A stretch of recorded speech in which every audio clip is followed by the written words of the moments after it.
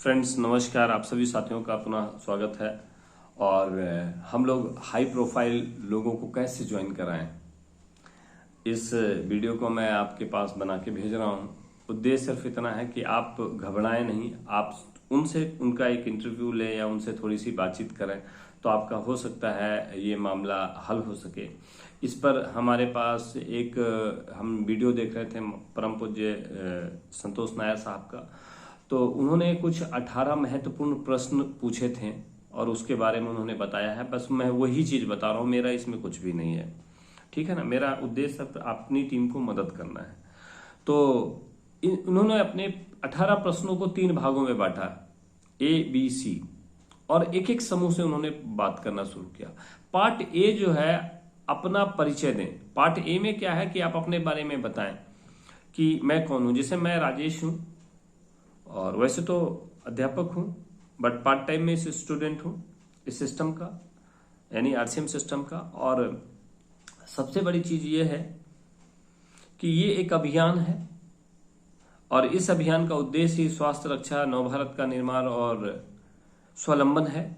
और इस अभियान में भारत के लाखों सेवक पूरे देश में काम कर रहे हैं और उसी में मैं भी हूं। मैं आपके पास आया हूं और मैं कुछ बातें आपसे पूछूंगा। क्या आप मुझे 10 से 15 मिनट का समय दे सकेंगे? इस बात को हमको उस भाई से उनसे पूछना है, क्योंकि वो हाई प्रोफाइल है। वो मास्टर हो सकते हैं, वो डॉक्टर हो सकते हैं, वकील हो सकते हैं, कोई भी ऐसे कोई कर्मचारी, बैंक के कर्मचारी हो सकते हैं। तो उनसे हमें कौन से प्रश्न पूछने हैं, कैसे उनको अपने सिस्टम में लाएं, इसके बारे में हम लोग लिखते हैं। और इसमें एक चीज है, जब प्रश्न पूछेंगे तो हवा में नहीं, पेपर पेन होना चाहिए ताकि आप उसको लिखें, और ये लिखित होने चाहिए आपके पास, तो आपका बहुत अच्छा मदद मिलेगी। अगर वो लिख के दे दें, उसमें आप उनकी मदद करें तो बहुत अच्छा है। मतलब आप पेपर पेन के साथ जाएं और ये प्रश्न आपके पास लिखे होने चाहिए और आप उसको, उनका जो व्यू है उसको लिखना है उन्हीं के सामने, तभी बात बनेगी। पहला प्रश्न है, आप वर्तमान समय में सर क्या कर रहे हैं? सबसे पहले हमें उनसे पूछना है, उनके अभिवादन को स्वीकार करना है। हम हमेशा अपनी बात की शुरुआत फॉर से करते हैं, FOR, यानी F का मतलब होता है पहले फैमिली के बारे में पूछते हैं, परिवार में कैसा है, बाबूजी कैसे हैं, माताजी कैसी हैं, भाभी बच्चे कैसे हैं। उसके बाद O फॉर ऑक्यूपेशन, यानी आपके काम धंधा कैसा चल रहा है, आपकी नौकरी कैसी चल रही है, इस पे पूछना है। वो अपनी जो बात रखनी रखेंगे। उसके बाद रेस्टिंग टाइम, खाली समय में सर क्या करते हैं। इसके बाद हम आते हैं अपनी बात पे कि सर मैं 10 से 15 मिनट में कुछ सवाल हैं जिनका जवाब मैं आपसे जानना चाहता हूं, क्या आप मेरा सहयोग करेंगे? अगर वो आदमी बिजी नहीं है तो बोलेगा हाँ बोलिए, जल्दी से बोलिए, मैं आपके साथ हूं। तो आप अभी क्या करते हैं? अब वो आदमी बोलता है sir I am a teacher. आप टीचर हैं, ठीक है सर, कहाँ हैं, कब से पोस्टेड है, मतलब इतना लिख लिया कि आप टीचर हैं। मान लीजिए Suresh ji is a teacher. अच्छा, कितने समय से इस काम को कर रहे हैं सर? तो वो याद करके बताएंगे कि लगभग 15 साल हो गए, 20 साल हो गए। बहुत अच्छा है, तो लिख दीजिए 15 साल।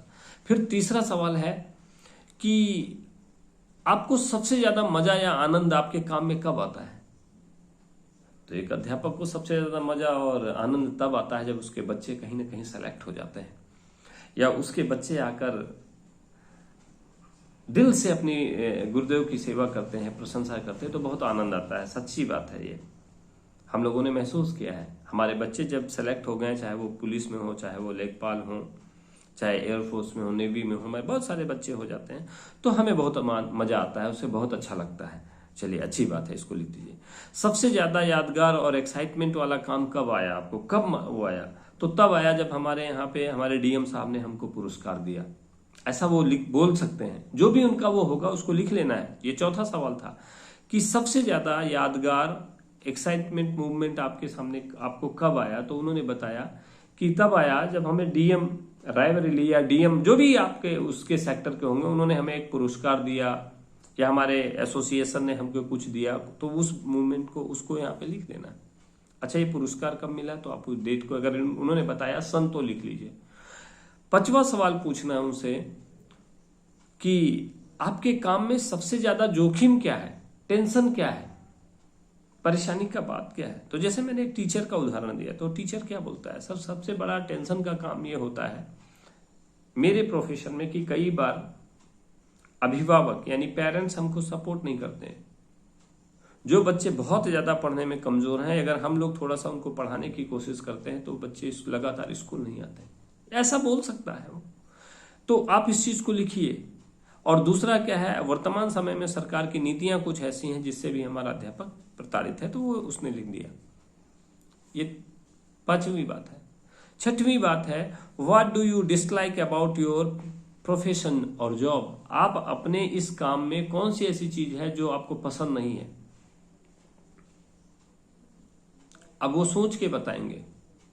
अब अगर टीचर है वो बताएंगे कि हमें ये नहीं पसंद कि हमारे जो बच्चे आते हैं वो पूरी तरह से, पता लगा उनके पास पेन नहीं है, पेंसिल नहीं है, कॉपी नहीं है, और उसके बाद उसके पेरेंट्स उसका सपोर्ट नहीं करते हैं, पेरेंट टीचर मीटिंग होती है उसमें नहीं आते हैं, ठीक है ना। और इसके अलावा हमारे यहाँ बहुत सारे अन्य काम जो हमसे अनावश्यक लिए जाते हैं, जैसे जनगणना करना, कभी चंद्रयान के दर्शन का, कभी इतवार को भी स्कूल खोलना, कभी त्योहार में भी ये कर देना। मतलब ऐसे बहुत सारे काम होते हैं जो हमें बिल्कुल पसंद है, बहुत पसंद नहीं है, बिल्कुल वो है। और सबसे बड़ी चीज है हमारा जो ट्रांसफर यहाँ से वहां, वहां से वहां, कहाँ कहाँ कर देते हैं, ये भी एक बहुत बड़ी समस्या है। उसने इतना बोला, आप इसको लिख लीजिए। ये 6 पॉइंट हमने बताए आपको। पहले, आपका वर्तमान समय में क्या काम है, क्या करते हैं आप। दूसरा प्रश्न, आप इस काम को कितने समय से कर रहे हैं। तीसरा है, आपको सबसे ज्यादा मजा इस काम में कब आता है। चौथी बात है, सबसे ज्यादा यादगार या एक्साइटमेंट वाला मूवमेंट आपके जीवन में कौन सा था इस काम को करते हुए। 5वां, आपके काम में सबसे बड़ा जोखिम क्या है ना, जोखिम क्या है, इसको लिखना है। 6वां, कि इस प्रोफेशन में कौन सी ऐसी चीजें हैं जिसको आप पसंद नहीं करते। ये हो गया। अब बी पार्ट में आइए, भविष्य के बारे में जानिए। ये 6 इंटरव्यू लिख लिया आप, बहुत अच्छा, बहुत बहुत धन्यवाद। आप कुछ और प्रश्न पूछेंगे और आप उसके आगे पूछिए सर। 7वां प्रश्न है, आपके सपने क्या है सर। आप जब बचपन में पढ़ रहे थे, हाई स्कूल, इंटर किए थे, तो सर आपके ड्रीम क्या थे, आप क्या बनना चाहते थे। अब आपने उससे पूछा, अब वो भूलेगा, यार तब तो मेरे सपने बहुत बड़े थे, मैं IAS बनना चाहता था, मैं डॉक्टर बनना चाहता था। आप लिख दीजिए कि हम IAS बनना चाहते थे। व्हाट इज, इस संसार में जाने से पहले आप इस संसार में क्या छोड़ के जाना चाहते हैं। वो आपके सपने थे IAS बनना, लेकिन आप इस संसार से जाने से पहले आप इस संसार में क्या छोड़ के जाना चाहते हैं। अब उसको सोचने दीजिए, थोड़ा जल्दबाजी मत करिए। अब वो अपनी बात को बताएंगे, आप उसको लिखिए।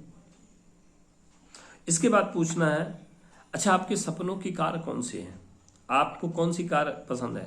तो कोई भी वो बता सकते हैं, वैगन-आर चाहिए हमें, टाटा टिगोर चाहिए, जो भी उनकी पसंद है अपना, आपने उसको लिख लिया।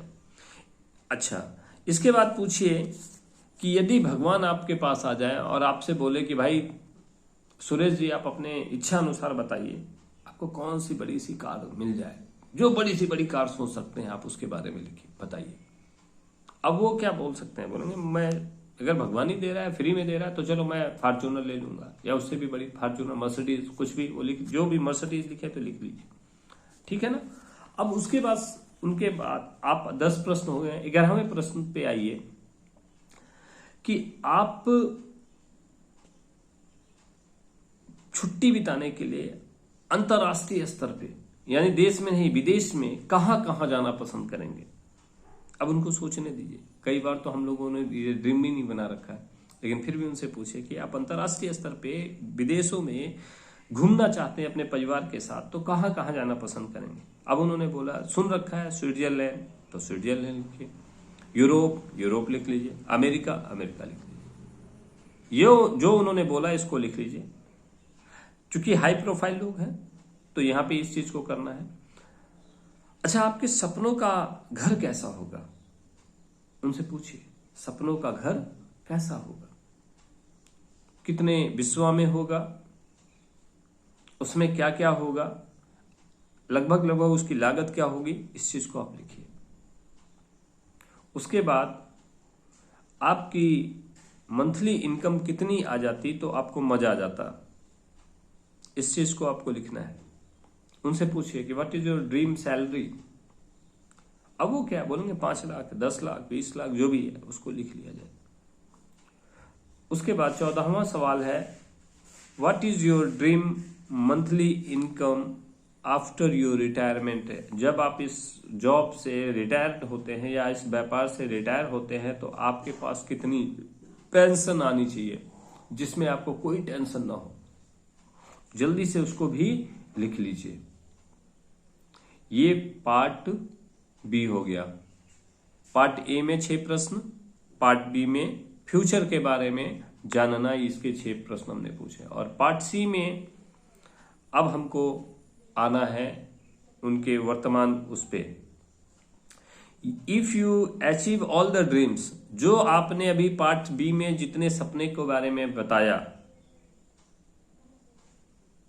यदि आपने ऊपर जो भी सपनों के बारे में बात किया है वो सारे के सारे पूरे हो जाए तो कैसा लगेगा। यानी आपकी 15-20 लाख की सैलरी मिलने लगे, आपके पास मर्सिडीज कार हो जाए, आप अंतर्राष्ट्रीय स्तर पे घूमना जहां चाहते हैं वहां घूम आए, तो आपको कैसा महसूस होगा। अब वो क्या बोलेंगे, मजा आ जाएगा। क्या आ जाएगा, मजा आ जाएगा। तो तुरंत लिखिए उस पर, आप आनंद हो जाएंगे। आप इमेजिन करिए कि आपको कैसा महसूस होगा। वो अपनी बात बोलेंगे, आप उसको लिखिए। What are you doing. अब उसके बाद 16वां सवाल उनसे पूछिए कि आपको इतना आनंद हुआ, बहुत अच्छी बात है। अब आप ये बताइए कि इन सपनों को पूरा करने के लिए, इस अंतर्राष्ट्रीय स्तर की छुट्टी बिताने के लिए, इस सपनों के महल में रहने के लिए, मर्सिडीज कार को पाने के लिए आज आप क्या कर रहे हैं। आज आप क्या कर रहे हैं, इस पे आप बात करिए। अब वो क्वेश्चन मार्क है वहां पे। जो आप काम कर रहे हैं, क्या आपको लगता है कि ये जीवन में आपको पूरा हो जाएगा। अगर वो बोलते हैं नहीं, तो आप वहां पे लिखिए इफ यू कीप डूइंग। यदि आप यही काम करते रहेंगे जो आज कर रहे हैं, तो क्या इससे आपके सपने कभी पूरे हो सकते हैं। वो बोलेंगे नहीं, तो इसका मतलब है कि अगर आपको मौका मिले कोई बेहतर काम जिससे आपका वर्तमान काम डिस्टर्ब ना हो, किसी के साथ किसी तरह की कोई चीटिंग ना हो, कोई पैसे का लेन देन ना हो, जिसमें आपका मान सम्मान बढ़ता हो, जिसकी आपकी लायबिलिटीज बढ़ती हो, जिसमें आपकी पहचान बढ़ती हो, आपको सुरक्षा मिलता हो, तो क्या आप ऐसी अपॉर्चुनिटी के बारे में जानना चाहेंगे। साइलेंट हो जाइए, अब बोलना नहीं है, कीप क्वाइट। आपने क्या बताया। यदि आपके पास ऐसा कोई व्यवस्था नहीं है, आपकी वर्तमान नौकरी से वो चीज नहीं पूरी हो सकती है, तो एक अपॉर्चुनिटी आपके पास आई है जिसमें बिना पैसा लगाए, थोड़ा सा अतिरिक्त समय लेकर, थोड़ा सा नॉलेज लेकर, सेवा भाव के साथ, हम बिना किसी के साथ चीटिंग करते हुए अपनी जरूरत से वो व्यवसाय चलता है, उसकी उस अपॉर्चुनिटी के बारे में क्या आप जानना चाहेंगे। वो आदमी बोलेगा यस। अगर वो बोलता है यस, तो अब आपका वो आदमी क्या है, तैयार हो गया। ये 18 प्रश्न पूछने का मतलब है कि किसी मरीज को ऑपरेशन से पहले उसको एनेस्थीसिया, उसको बेहोश करना और उसको साइलेंट करना। अब आप उसका बिल्कुल डॉक्टर की तरह, डॉक्टर साहब जैसे करते हैं, बस कट कट कट कर चीरा लगाते हैं, खटा ऑपरेशन करके पूरा की पूरी चीज निकाल के उसका ठीक कर देते हैं। ठीक इसी तरह से अब आप उसके साथ एकदम बड़े प्यार से अपना प्लान दिखाकर और बहुत प्रोडक्ट के साथ प्लान दिखाकर आराम से अपनी बात को रख सकते हैं। यही आज बताने का मेरा उद्देश्य था। बहुत बहुत आभार, बहुत बहुत धन्यवाद। आप लोगों ने हमको सुना, इसके लिए थैंक यू।